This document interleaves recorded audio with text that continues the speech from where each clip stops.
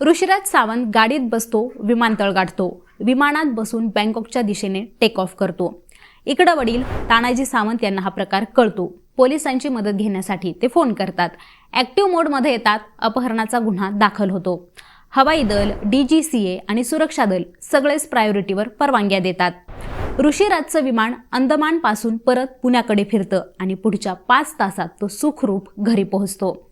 एखाद्या पिक्चरला शोभणारी ही स्टोरी 2 दिवसांपूर्वी पुण्यात घडली आहे। माजी मंत्री तानाजी सावंत यांच्या लेखासाठी खालपासून वरपर्यंतच्या यंत्रणा राबल्या, पण आता या अपहरण नाट्यातील प्रत्येक घडामोडीवर प्रश्नचिन्ह उपस्थित होतोय। मुळात खरंच सावंत यांना मुलगा बँकॉकला जाणार आहे ही माहिती नव्हती का? ज्यावेळी ऋषिराज मित्रांसोबत गेला हे तानाजी सावंत पत्रकार परिषदेत सांगतात, त्यावेळी चार्टर्ड परत पुणे विमानतळावर बोलवण्या एवढं हे प्रकरण गंभीर होतं का? पोलिसांनी देखील कोणतीही पडताळणी न करता तत्काळ अपहरणाचा गुन्हा दाखल कसा केला? यासाठी कोणती मोठी शक्ती पणाला लागली? असे एक ना अनेक प्रश्न या अपहरण नाट्यानंतर उपस्थित होत आहेत। तर सावंतांच्या मागे नेमक्या कोणकोणत्या शक्तींनी काय काय भूमिका पार पाडली आहे पाहूयात या व्हिडिओच्या माध्यमातून। खासगी विमानानं मित्रांसमवेत व्यावसायिक कामासाठी बँकॉकला निघालो होतो। बँकॉकला निघाल्याची माहिती कुटुंबियांना मिळाल्यास ते नकार देतील, त्यामुळे त्यांना ही माहिती दिली नाही असं ऋषिराजने सांगितलं। आता घरी माहिती नव्हती, त्यामुळे तो कुठं गेला असावा याबाबत चिंता करणं ही गोष्ट पालक म्हणून समजून घेऊ शकतो। पण सावंत यांना बहुधा तो बँकॉकला जाणं हेच मान्य नव्हतं। त्याला परत बोलवावं या हट्टाने ते इरेला पेटले, त्यामुळे त्यांनी थेट पोलीस आयुक्तालय गाठलं। तिथं पोलीस आयुक्त अमितेश कुमार नव्हते। मग त्यांनी पोलीस सह आयुक्त रंजन कुमार शर्मा यांच्याशी चर्चा केली। तिथूनच मुख्यमंत्री आणि उपमुख्यमंत्र्यांना फोन केले। यंत्रणेवर दबाव तयार झाला आणि तिथं जणू वॉर रूमच तयार झाली। ड्रायव्हरनं सांगितलं की ऋषिराज आणि त्याच्या 2 मित्रांना विमानतळावर सोडलं।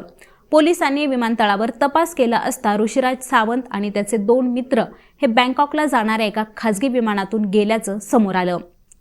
मग आता इथून प्रश्न पडायला सुरुवात होतीये की ड्रायव्हरनं जर स्वतः सांगितले की ऋषिराज आणि त्याच्या 2 मित्रांना विमानतळावर सोडले, म्हणजेच तो स्वखुशीने गेलाय, विमानतळावर गेलाय आणि बँकॉकला गेला, या गोष्टी समजल्या असतानाही अपहरणाची तक्रार देण्याचं काय कारण? बरं, आता तक्रार दिली तरी तत्काळ गुन्हा नोंद करता येत नाही। 24 तासांपर्यंत हरवल्याची तक्रार घेतली जाते। 24 तासांनंतर मात्र संबंधित व्यक्ती जर सापडली नाही तरच अपहरणाचा गुन्हा दाखल करता येतो। मग इथं पोलिसांनी कोणतीही पडताळणी न करता हा गुन्हा कसा काय दाखल करून घेतला? यासाठी पोलिसांवर दबाव होता का, असेही प्रश्न उपस्थित होत आहेत। आता हवाई वाहतूक तज्ज्ञांच्या मते ऐन प्रवासातून खासगी विमान परत आणणं आपत्कालीन स्थिती सोडून इतर वेळी सहज शक्य नाहीये। हवेत उड्डाण घेतलेलं विमान हे पुन्हा लँड करायचं असेल तर संरक्षण मंत्रालय आणि हवाई वाहतूक मंत्रालय इथून सूत्र हलवावी लागतात। त्यासाठी ठोस कारणही द्यावं लागतं। एखादं विमान हवेत असताना आपत्कालीन परिस्थिती निर्माण झाल्यास विमानतळ संचालकाकडे माहिती कळवली जाते। काय ठोस कारण आहे हे सांगावं लागतं। त्यासाठी DGCA आणि संरक्षण विभागाच्या परवानगीची आवश्यकता असते। परिस्थितीची खातरजमा करून विमानतळ संचालक आणि इतर परवानग्या घेतल्यानंतरच हवाई वाहतूक नियंत्रण विभागाला कळवलं जातं।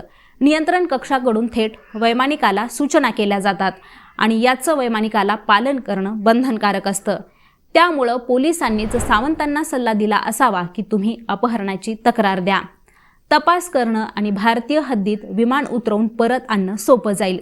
त्यानुसार JSPM शिक्षण संस्थेत स्थापत्य अभियांत्रिकी विभागाचे प्रमुख राहुल सुभाष करळे यांनी सिंहगड पोलीस स्टेशनमध्ये भारतातून अपहरण केल्याची तक्रार दिली। विमान परत बोलवण्यासाठी सावंतांनी केंद्रीय नागरी हवाई वाहतूक मंत्री आणि पुण्याचे खासदार मुरलीधर मोहोळ यांना फोन केल्याचं सांगितलं जातंय। त्यानुसार खरंच मोहोळांनी तातडीनं सूत्र हलवून विमान परत बोलवलं का? असं असेल तर सावंतांनी मुख्यमंत्री कार्यालयापासून उपमुख्यमंत्री, संरक्षण मंत्रालय, नागरी हवाई वाहतूक मंत्रालय, केंद्रीय राज्यमंत्री, पोलीस आयुक्त आणि सहपोलीस आयुक्त या सगळ्याच यंत्रणेचा पद्धतशीरपणे वापर करून घेतला। आपल्याला जशा हव्या तशा या यंत्रणा फिरवल्या असं म्हटलं तर वावगं ठरणार नाही। ऋषिराजनं विमानाचे 78,75,000 RTGS द्वारे भरले होते, पण ही रक्कम कशी अदा झाली याची माहिती गुन्हे शाखेकडून घेण्यात येणार आहे। आता समरी अहवाल न्यायालयात सादर केल्यानंतर दाखल झालेल्या अपहरण प्रकरणाचा गुन्हा रद्दबातल केला जाईल। पण ऋषिराज मित्रांसोबत गेला हे तानाजी सावंत पत्रकार परिषदेत सांगत होते. त्यावेळी चार्टर्ड विमान परत पुणे विमानतळावर बोलवण्या एवढं हे प्रकरण गंभीर होतं का? केवळ मुलाला बँकॉकला जाऊ द्यायचं नव्हतं, या हट्टासाठी सरकारी व्यवस्था राबवण्यात आली का, असा प्रश्न शेवटी उरतोच. आता मंडळी, या उरलेल्याच प्रश्नांबद्दल तुमचं असणारं मत आम्हाला कॉमेंट करून नक्की सांगा आणि पाहत रहा लेट्स अप मराठी.